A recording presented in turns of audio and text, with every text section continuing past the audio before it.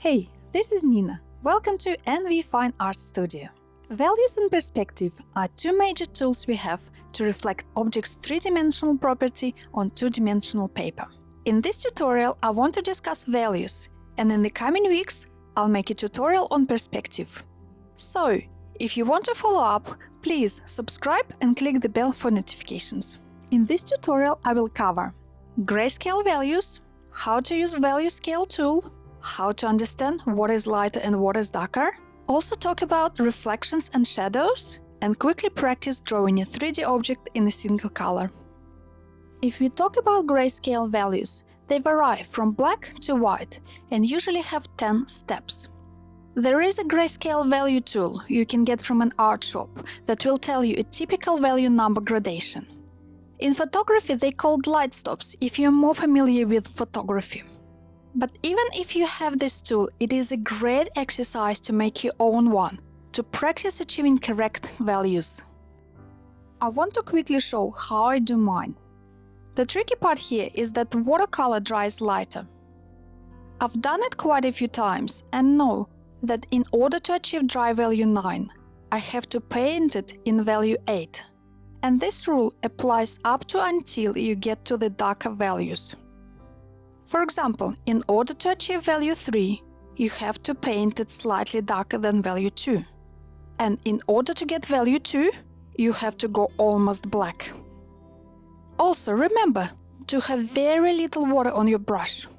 When my value 1 and 2 dried, they were still not dark enough. So, I applied one more layer of paint. That's why usually darkest darks are painted as a third wash. If you're doing your grayscale strip for the first time, it's probably best if you use glazing technique. Here is a speed-up demonstration for you. First, premix lots of value 8 mixture. Try it on a separate piece of paper just to make sure it matches value 8 when it's wet and value 9 when it's dry. Then go over squares 9 to 1. Wait to dry. Then go over squares 8 to 1. In other words, glaze it. Wait to dry again, and so on. Again, with darker values, you will have to add more paint and get thicker and darker mixture in order to achieve value 3, 2 and 1. Now we have our beautiful gray value strip. Let's put it to use. Here's one of my previous paintings. I did this in 3 steps as per usual: light value wash, mid values and dark details. When I did my first wash and painted skies and water, I tried to keep my values in the range between 10 and 8. I know there are different colors, but if you squint your eyes, they are all in light value. Next, my middle value wash. Here I painted background mountains, darker reflections and some foreground trees. I kept my mixtures in the range between 7 and 4.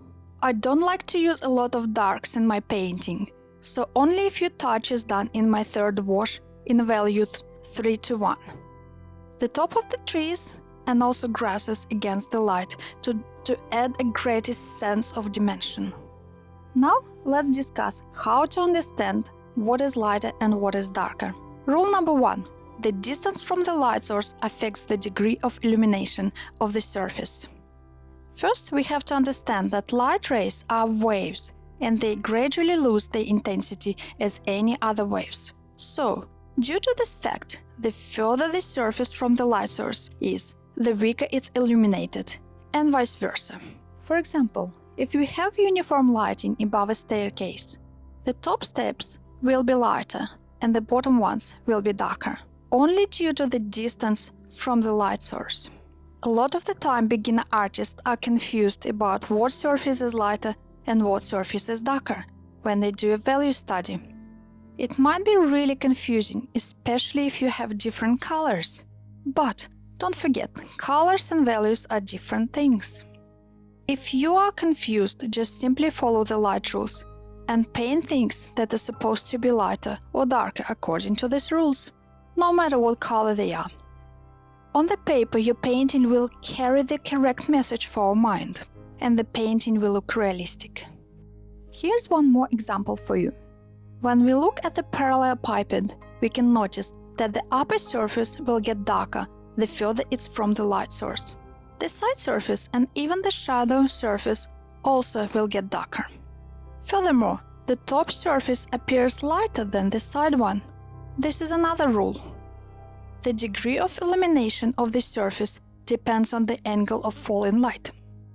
The most strongly illuminated is the surface on which the rays fall at right angles, and accordingly, the tangent rays will hardly illuminate the surface.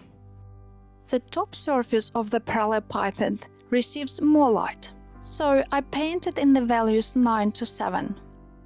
The side surface slightly less, so I used middle value grays here, 6 to 4, and the backside obviously in a shadow, but still gets some dispersed light waves.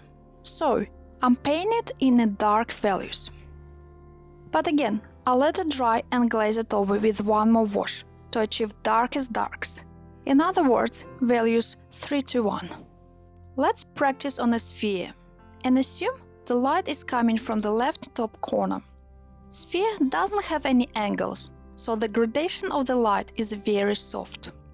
In this instance, it's best to paint it wet on wet to achieve soft transition.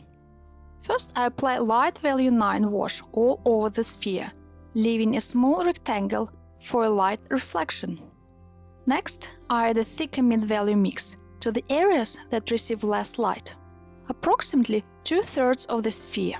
I know that the dark areas will not be dark enough when they dry. And to achieve a more dimensional look, I wait for this wash to dry, dampen the surface with a clean brush and darken the lower part of the sphere. Interesting thing here is that I leave the very bottom part of the sphere lighter. This is a very important part for realistic representation. This is due to the fact that light reflects from the horizontal surface and slightly illuminates the shadowed part of the sphere. Let's quickly add a shadow to the sphere. It will be in value 1 to 2, right at the edge of the sphere, but slowly getting lighter the further it's from the sphere. If you want to practice values, it's best to start with simple arrangements, with cubes, spheres, etc. Today, to make my tutorial a bit more entertaining and to celebrate the first 200 subscribers, I decided to paint the number 200, discussing values and light theory. Thank you very much for your support, I highly appreciate it, and it keeps my spirits up and motivates me to make more videos for you. I quickly do my sketch and roughly indicate white reflections. I want to keep these areas as white paper. I could have used white opaque paint later, but it's never as bright as the white of the paper. As per usual, I mix my first light wash. I make sure it's light enough to match the lightest value. As mentioned above, I follow the rule to mix the next value down, so when it dries it's not too light, and go over the shapes leaving the whites out. I prefer to work wet on wet, so I quickly mix my mid values. Remember to have them slightly thicker. Test it again on a piece of paper and apply it to the shaded areas. At this point, I'll let it dry to see if I was successful in guessing light and middle values. If I wasn't, I dampen all the numbers with a clean brush and glaze it to darken. Then I'll let it dry again. To get the feel of a shiny surface, I need the hard edges on most of these reflections, shadows and edges. To achieve this, I'll go wet on dry. I mix my darkest value, take a smaller brush, and carefully go over all these details. So, here we have it, bright and shiny 200. Thank you for watching, hope you enjoyed it. If so, please like and subscribe, and I will see you in my next video.